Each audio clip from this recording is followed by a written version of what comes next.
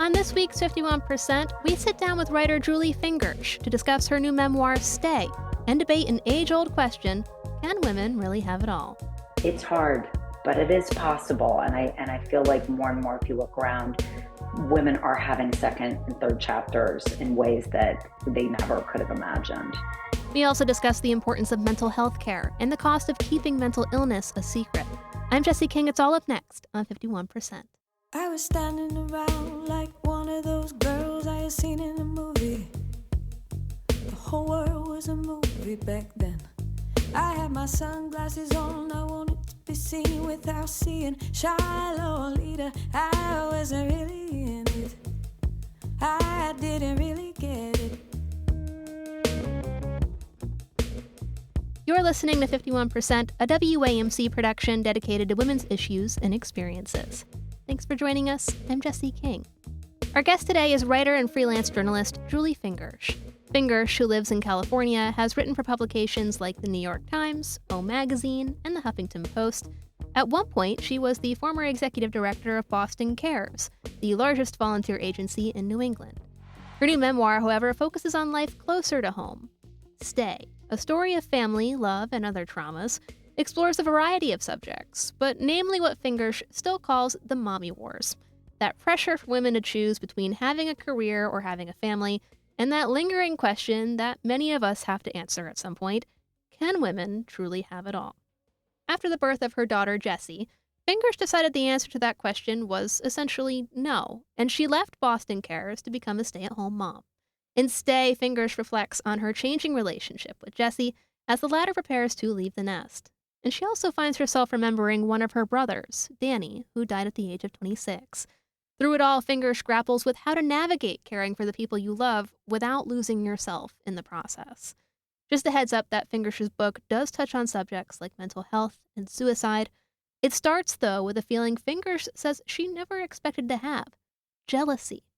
Jessie is fresh out of high school and just wrapped a summer internship that included work for Hillary Clinton, and she's getting ready to go to college. And Fingersh finds herself feeling jealous of her daughter. I think my book was really me trying to figure out what was happening. And I think for a lot of women, I think especially at that moment where our kids leave for school, those of us who have kids, and especially those of us who have made the decision to make raising our kids be the central focus, the prospect of our kids leaving, I mean, it's a cliche, but it really is a crisis, because it took us out of kind of mainstream society for, in my case, for a couple decades. And so then what happens, you get to the end and your kids are going off, and there's two parts of it. It's one part is, where did I go? What happened to the me before, like, my life got defined and centered around my family? And then just the external part of like, oh, the world does not have a place for me. Like that working world that I used to be very comfortable in, which was my primary focus, for the first whole part of my life, is just no longer hospitable to women who have stayed at home with their kids, because we've been out of the game. We've, whether or not we've lost our skills, it's a very hard thing. And I mean, I think an opening scene of the book where I kind of got my friends around in a circle to ask them, where are you guys in your life, and what do you think you've buried, and what's ahead?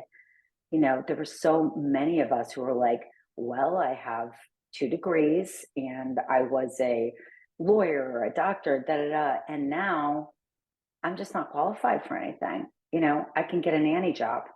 I can't even get a Starbucks job because I'm so out of the computer skills, world. And it's not like we were in a cave.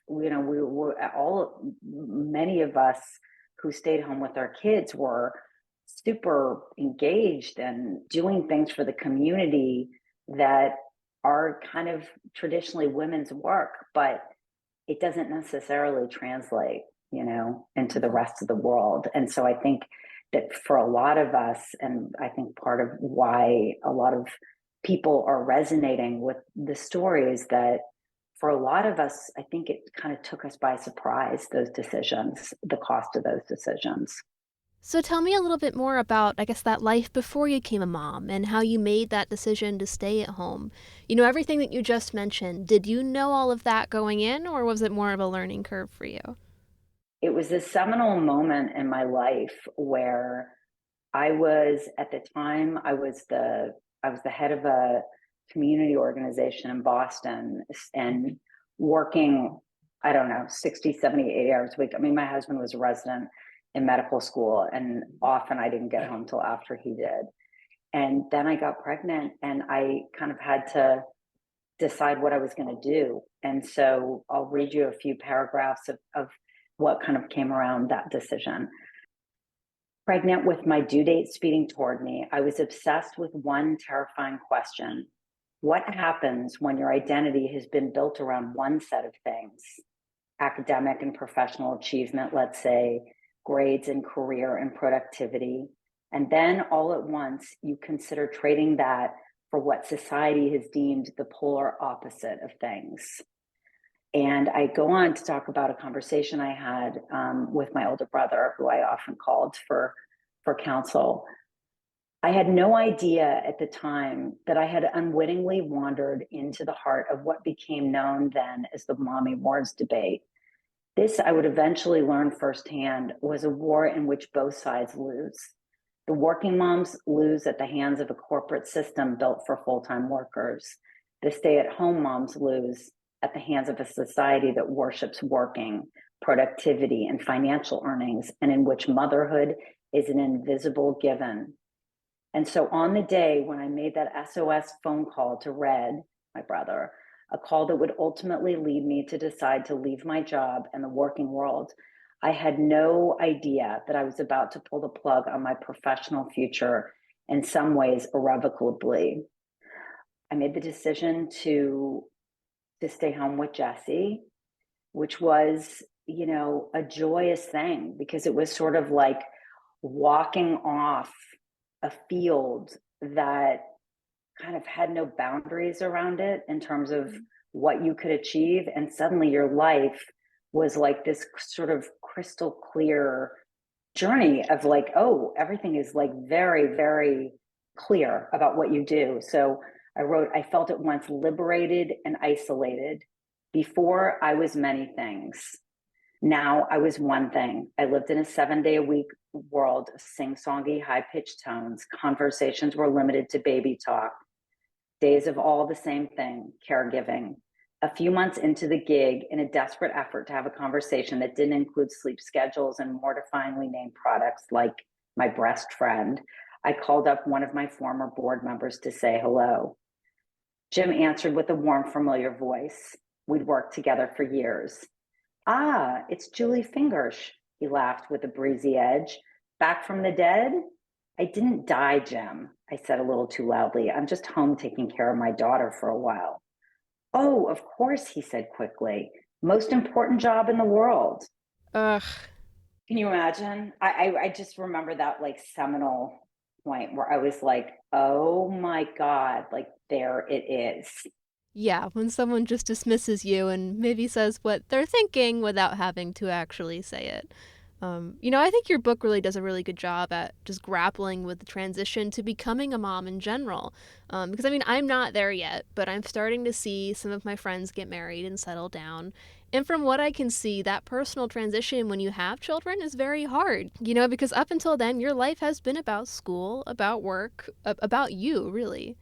And especially when our society isn't really set up for the decision to center on your family. It's just not built for that. It's just sort of like you're either in the world or your mom. And if you kind of center yourself around that, it's really hard. I mean, this is a terrible thing to say. And I think this is, I don't know. I think it's kind of a scary thing when people are like, wow, you know, you're so brave to like say the truth. And you're sort of like, okay, is that code for like TMI? But I think it's part of it is because I think I'm saying things that a lot of people who make those decisions feel, which is that has their education been wasted? Like there was a time where I was like, oh my God, my poor parents, they poured all this money into my education, and and then for me that like I was like going towards this dream, and then I just kind of gave it up. And a lot of that, and I mean, I'd love to hear what your generation is thinking about this, but for a lot of us, it was a question of, well, our jobs didn't necessarily, I was working for a nonprofit. I didn't make nearly as much money as my husband was going to be making. So it's like for me to keep working was almost like an indulgence when my salary wasn't going to cover childcare. So it was like, really, am I not going to be my child's primary caretaker just so I can like evolve and individuate and self-actualize? I don't know. To your point on education, I think my growing view is that it's a privilege and it's worth pursuing just for knowledge's sake if you can make it work anyway. So I wouldn't say that just because you didn't end up working in the field that you studied for, that it's all just wasted. But I will admit to having had that fear before, just sort of like, what am I doing all of this for? So I think what you're describing is pretty common. I don't think it's very rare. And I will say that, for some of the women that I went to high school with who have ended up becoming stay-at-home moms, the cost of childcare was definitely a factor. We've talked about how expensive childcare is and how hard it can be to find a couple times on this show. So, yeah, I don't know from personal experience, but it doesn't sound like what you're describing is all that different today, to be honest. Just looking back on it, though, do you really think it had to be such a black and white decision for you back then? Do you think you could have raised Jessie without letting go of your career and your old life? It's interesting because when I look back, what I wish is that I had not so fully let it go. And I think if I had not so fully let it go, I would not have felt the sense of like a vortex when I got to the end of when my kids were ready to leave. And it was like, what happened? Did I really just let it totally go? And is there any way back? I think the great news for women today, and I think I'm really proof of it, is that there is a way back, but you have to be thoughtful about it. And it also, I mean, this is just one of these things that it's like hard to say out loud, but there is a certain level of privilege that you have to be able to do that. Like for me, I was able to do this because I had the ability to go and sort of get back on my feet as a writer again. It's hard. There's definitely, and our society in America that kind of worships at the altar of productivity doesn't make it easy for women to get back. But it is possible. And I feel like more and more, if you look around, women are having second and third chapters in ways that they never could have imagined. We're speaking with Julie Fingersh, author of Stay, a story of family, love, and other traumas. A big part of your book is your relationship with your younger brother, Danny, and his struggle with his mental health. By the time the book starts, Danny has been gone for a while. He died at age 26. But you grapple a lot with how your family handled his depression. For those who have loved ones who struggle with depression and maybe thoughts of suicide, what do you want them to know about your experience, but about Danny too? Yeah. Well, I think probably one of the biggest lessons I've learned in life is that when people we love struggle, especially as women, we have a primal instinct. We want to make it better. We want to save them. We want to rid them of their pain. And that's one really defining theme for me, for my life, and for the life of anyone who has a really close loved one who struggles. The other part is how we present it to the world. And so when Danny, my little brother, started retreating, that was back in the 80s. And no one was talking about depression. No one, just wasn't part of the lexicon. And so we just thought it was a phase. And our instinct was this is private. This is no one's business. And I think we sort of closed ranks around that as a family to just really protect his privacy.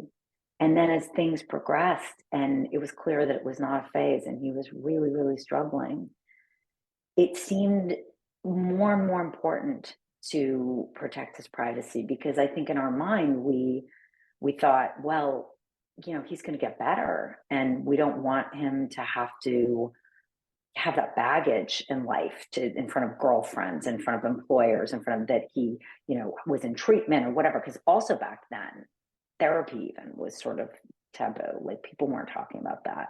Mm-hmm. So when I look back on that today, and when I think about the world of today and my own kids and how prevalent mental illness is and panic attacks and anxiety, it's just, the world is kind of melting and shattering in lots of ways. And I think one of the most damaging things is to keep it so close to the vest, because I think there's a cost to keeping that secret. And I think if you are with friends and you see a sign that they're struggling, or your family member is struggling and they're saying, don't tell anyone, I don't want anyone to know this. If I could have wished for anything back then, I would have wished for someone to say, make sure that's what he really wants and that what's best for him. Because if you have a friend who, for instance, is, you're out with them and you suddenly are seeing a new side of them that they are used to keeping under wraps, it's probably you haven't seen it because there's a lot of shame in it. And still today, there's so much shame around that, around anxiety and depression and antidepressants. I mean, it's a lot more out in the open, but there still is a lot. And I guess I would just say, like, to really lean in towards it. Don't retreat because they're saying it's fine, I'm fine. Because likely if you have a friend who's having a panic attack, or any sort of condition, and whether it's mental or medical, likely they're struggling alone. And that's really the most damaging.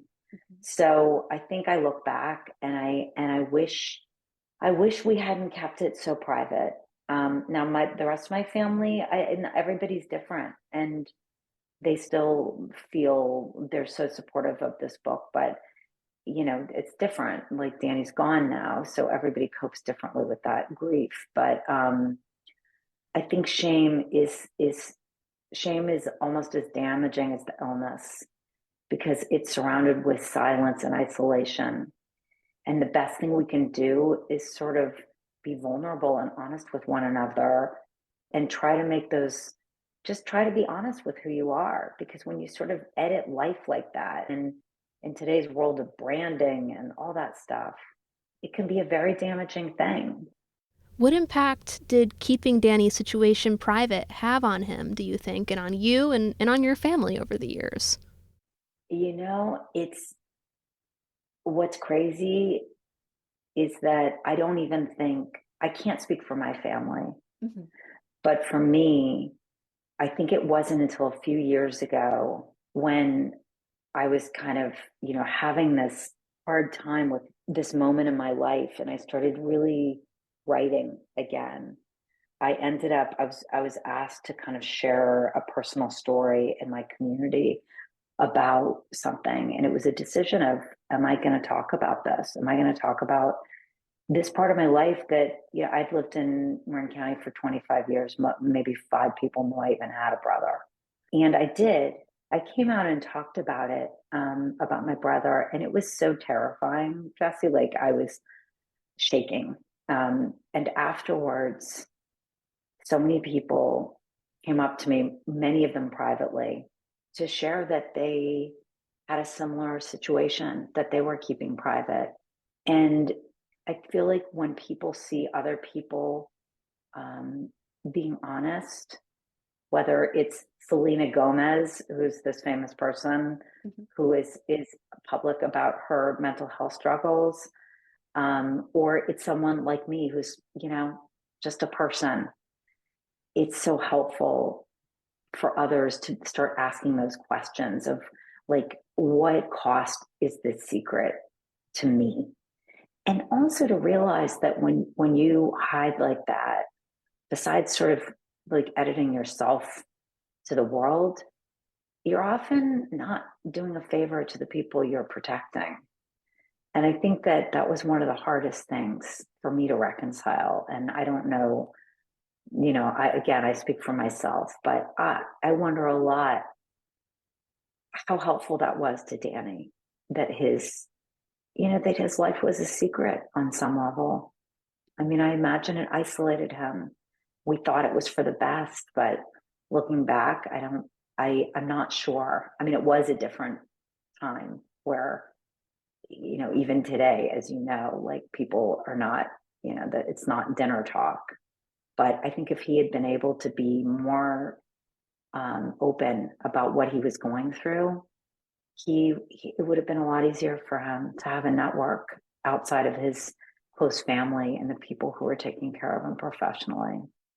The book starts with your daughter Jessie heading off to college, but it goes pretty quickly off track. I mean, Jessie ends up needing care as well, and you find yourself in this continued parenting role with her, even though she's an adult. I guess I just wanted to ask, one, how is she doing now? But two, what did you learn from that experience?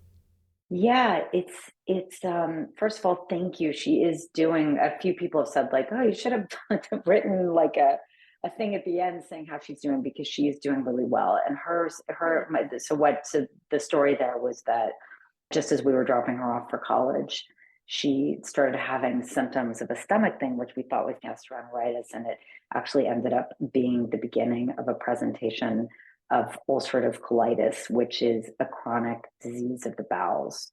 Wow. Which is, it runs a spectrum in terms of severity, but it's very unpredictable. And so she went from being like, what I talk about is like the land of the healthy, where she had always been so healthy in every way. Life had been easy for her, really, to all of a sudden she was out of school for the first couple of weeks, and she ended up being diagnosed with this chronic medical illness, which has really changed her life. And I think it was like, that's, sort of how the book is, they call it a braided narrative, where it was like going back into that world, but instead of being a young sister trying to help my brother, I was suddenly a mother. And then there's that whole thing about parenting your adult child when they're on the cusp of what should be independence, and you're supposed to be letting go. And it just sort of catapulted my husband and I into this new thing we had not, we had rehearsed for like, oh, we're going to drop her off and, she's going to be great and it's going to be hard and she's going to do it and it's fine. But all of a sudden it was like, she's sick and she's at college alone, 1,500 miles away. Wow. We also had no idea what was going to happen, like how bad it was going to get. And so it was kind of put me back into the role and my husband for the first time as like the boundaries, the boundaries between you and the people you love, and what is helpful to them and what isn't helpful to them. And I think that this next part of my life and my relationship with all my Jessie, spelled the same way as yours, is that we both learn so much, she and I. It's learning about self versus other, the difference between codependency and being there for people in a healthy way, and parents, I think, especially for adult children, really walk a tough line, because you're both learning how to sort of negotiate between letting go and still supporting them, because you're still their parents. So anyway, thank you for asking. She's doing great and learning, her own way of coping with what is a new life for her. That illness has changed her life in really fundamental ways. And I think one thing that's kind of hopeful and amazing is that I think she has learned about balance and choices and priorities. It was, she had an accelerated version of what I was on, of like deciding what matters, because she went from being so incredibly focused and ambitious as I used to be at her age, to suddenly just medically not being able to do the things that she always had been able to do. And then learning from that. And I think that for all of us, that's life, where it's like circumstances get handed to us and they change, and there are no guarantees. And so much of it is about, sort of reframing like what matters. Well, Julie, thank you so much for joining us today. Lastly, I just wanted to ask about the title. Why did you decide to go with Stay? So the full name is Stay, A Story of Family, Love, and Other Traumas, which is meant to be a little bit tongue-in-cheek, because the world doesn't want to think of family and love as being traumatic, but any of us who are lucky enough to have either know that it can be both. That title is really, really, to me, it defined the experience of writing this book. But I think it helps to define the experience of reading it for the reader, because it ends up meaning different things to different people. So, not to be coy or flip, but it's like I'm gonna not give a pat answer, because there really isn't. It's a word that runs underneath all the themes of the book. And I think it's been really interesting to me, as people have read the book, how differently they've interpreted it according to what their own life experiences are, but also the questions, like the big life questions they're asking themselves in their life about identity and choice and self versus other and relationships. So, not to sound grandiose, but I think I want the reader to figure out what that means for them. Julie Fingersh is the author of Stay, A Story of Family, Love, and Other Traumas. It's out now through Rowman and Littlefield Publishers, and you can find it at most major booksellers. You can learn more about Julie's work at juliefingersh.com. Julie, thank you. Thank you. Thanks for having me.